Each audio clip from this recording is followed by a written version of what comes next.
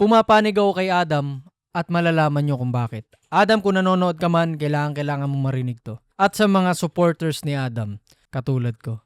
Anyway, Percentino nga pala. At ang video na to, disclaimer lang, this is just my own opinion. At pumapanig ako kay Adam at hindi naman ibig sabihin nito, dinidemonize ko na si M. Kung ano man yung naging problema nila, that's just part of the journey. Pero unang-una natin pag-usapan kung ano yung thoughts ko tungkol sa pera na nasa alkansya. We all know the context na nag-iipon sila at meron pang sinasabi si M na naglalagay din siya doon sa alkansya na yon. Tapos si Adam, wala, tamang ano lang siya, kampante siya na nakakaipon na sila. And with that fact is, kung ako yung si Adam na nasa kondisyon na ng utak ko na, uy, parang goods na goods ako kasi feeling ko, kumbaga gumagana yung pag-iipon namin ng pera eh. Diba? Only to find out na wala na pala yung pera. Diba? And you could, if you would watch yung video ni Adam, maririnig mo talaga na nag-crack yung boses niya habang sinasabi niya, abay look. Ngayon, ang mahirap kasi dyan, ganito yan eh. Para sa akin, hindi pera yung nawala. Kung hindi yung pagiging kampante mo sa sarili mong space. That's your own money. That is in your own piggy bank. Which is the piggy bank is in your own unit. In the own building that you feel secure. Tapos dun at dun pa siya talaga mawawala. Yung nawala dun, hindi lang pera. Kung hindi yung tiwala. Tiwala mo siguro sa mismong lugar na yon, sa mismong room na yon, or worse, tiwala mo sa kung sino man yung nakakasalamuha mo. And the good thing is wala naman talagang ina-accuse si Adam during that time because he all cares about the hard-earned money na nandoon sa alkansya na yon. And yun ang hirap doon, imbis na si M is i-comfort siya during that time is kumbaga para siyang ginaslight. Wala akong time para sa mga ganyan, wala ka sa schedule ko yan. It's not. Basta, nandun yun. Nandun yung lahat ng resibo sa video ni Adam. And this, I'm just giving you my thoughts. Ngayon, kung sasabihin mo naman na hahanap ako ng paraan para magkaroon ka uli ng pera with that amount, diba? Instead of you comforting the guy, is, magwa-wonder din ako, paano mo kaya kukunin yung pera? When in fact, alam mo naman natin, halata naman na mas kumikita si Adam. Sorry to say, but that's how I really see it. Paano mo kaya kukunin yung pera? And hindi naman yan yung issue talaga eh. Gusto lang malaman talaga ni Adam kung nasa na yung paano nawala because we're talking about security. What if may nakakapasok pala sa mismong unit, nakakalimas ng pera, paano pa kayo yung gadget or worse, yung girlfriend mo baka gasain, di ba? So, doon mangangamba ka talaga. Tapos meron pa akong mga nababasa talaga na manggagamit daw si Adam. Ginamit niya raw si M to earn more views.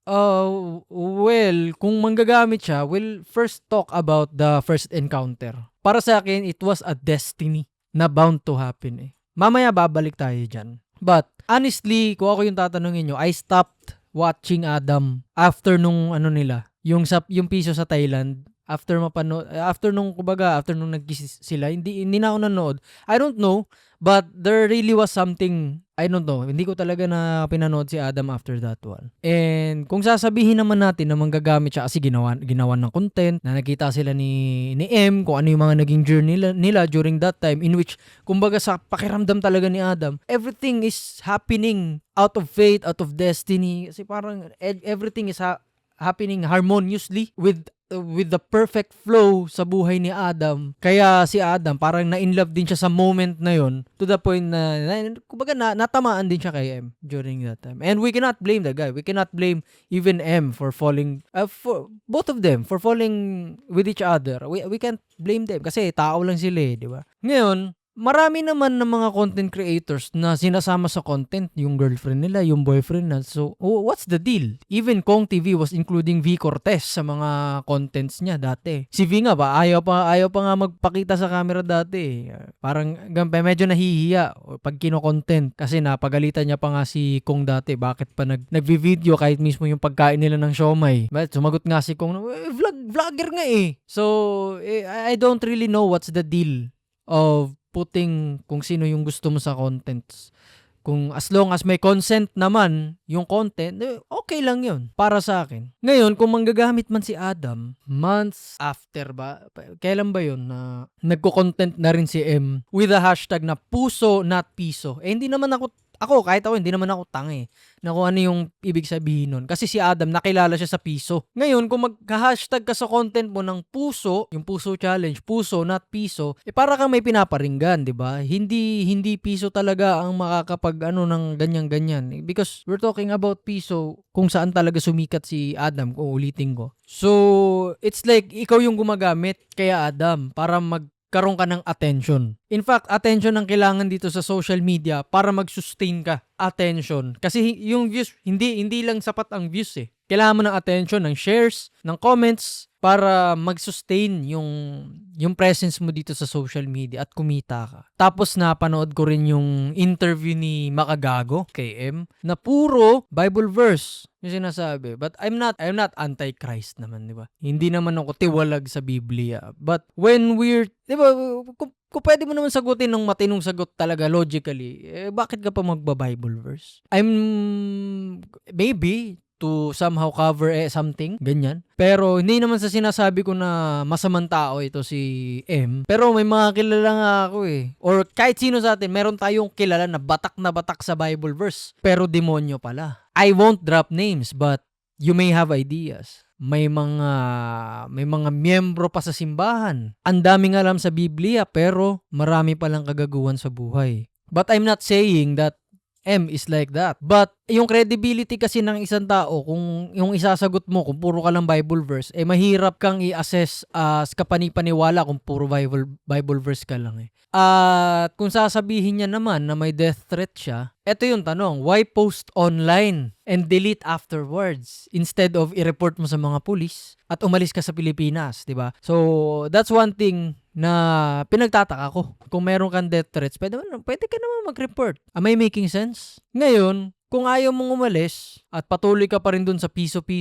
ganyan, sino ngayon yung manggagamit? In fact, Adam was an easy stepping stone para sumikat siya.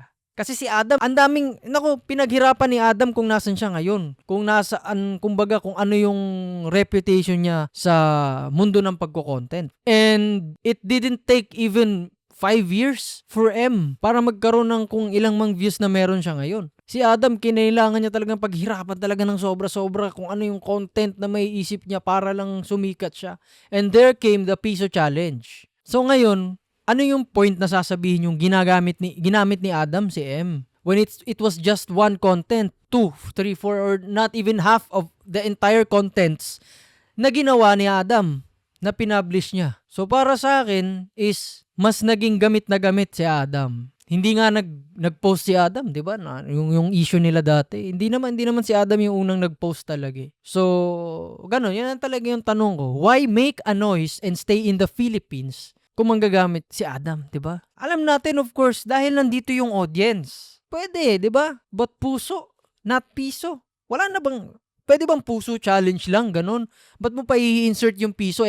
Pag when it comes to content dito sa Pilipinas, yung piso kay Adam talaga doon mo talaga yan ma-relate. So that's, isa yun sa rason kung bakit pumapanig ako kay Adam. Bakit hindi pinakulong ni Adam si M kung yun yung analysis nyo na si M yung... Kasi may mga nababasa rin ako na magnanakaw daw si M, ganyan. And you don't want to fuel the fire tungkol sa usapin na yan. Kasi, di ba, hindi naman siya pinakulong ni Adam. Hindi naman nag-accuse si Adam na si M yung kumuha. At kung si M man yun, wala rin naman siyang ebidensya. Di ba? So, ang tanong lang talaga dito, yung pinagtataka lang ni Adam is, why would she react that way instead na i-comfort niya si Adam? Yun lang naman Kasi, yung hard-earned money, produkto siya ng pawis, ng luha, ng dugo, 'di ba, ng ideya mo, ng emotion. Kasi binubuhos mo yung part ng sarili mo 'di ba, sa craft na 'yan. It's art, it came from your heart, it came from your mind. It's really a part of you. Hindi yan biglang na magic lang yung content diyan. And your sweat and tears may be dirty, pero yung pera na yon was not dirty money. Sana magets nyo yun. It was not just money. It was not dirty money, but hard-earned money.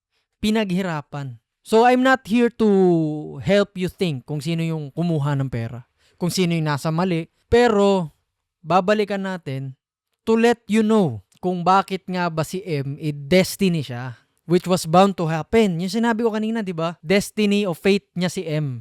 yung mga nangyari sa kanila. Until to the point na naging pangit yung relationship nila. It was destiny. Bakit? Because Adam became closer to God. Naging mas close siya sa pamilya niya. Mas naging tiwala siya sa capabilities ng isang professional para i-check yung kanyang mental health, yung wellness. And na-realize niya rin kung paano niya i-value yung sarili niya. Tsaka hindi lahat kasi na sosolusyonan ng galit. Tulad nga nung ginawa niya, kailangan mo munang makahinga, kailangan mo magpahangin, ganyan, manahimik. Tapos kapag buo ka na ulit, pwede ka nang tumayo ulit. Kumuha ng stand, iset up yung phone, at magsalita. With a firm na paninindigan, man up para sabihin yung side mo. Pero ito yung pinaka-importanting advice ko kay Adam. No? Adam, kahit ilang kalahating milyon man yung utangin mo o ilang milyon pa yung maubos mo, alam ko naman na kayang-kaya mo magsimula ulit. Kayang-kaya mo yan. Kahit na piso na lamang yung laman ng bulsa mo. Anyway, this is Bert Centino. Adam, great beyond dreams. At shout out sa mga alingaw-ngaw dyan. Bert Centino,